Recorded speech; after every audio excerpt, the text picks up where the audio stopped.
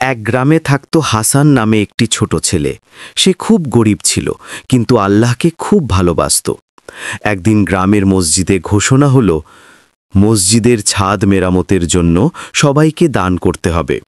সবাই তাদের সাধ্য অনুযায়ী টাকা দিল, কিন্তু হাসানের কাছে কিছুই ছিল না। সে খুব দুঃখ পেল। সে ভাবল, আমার কাছে টাকা নেই, কিন্তু আল্লাহর জন্য কিছু তো দিতে পারি। হাসান তার নিজের একমাত্র খেলনা, একটা ছোট কাঠের বল, মসজিদের ইমামের হাতে দিল। ইমাম অবাক হয়ে বললেন, বাবা, এটা তো খেলনা। হাসান হেসে বলল, হুজুর, এটা আমার সবচেয়ে প্রিয় জিনিস। আমি চাই আল্লাহর জন্য এটুকুই দান হোক। ইমাম বললেন, সুবহানাল্লাহ, আল্লাহ তোমার এই ছোট দানকেও অনেক বড় পুরস্কার দেবেন। পরে মসজিদের ছাদ ঠিক হয়ে গেল। গ্রামের মানুষরা সবাই হাসানের আন্তরিক দান দেখে তাকে অনেক ভালোবাসতে লাগল।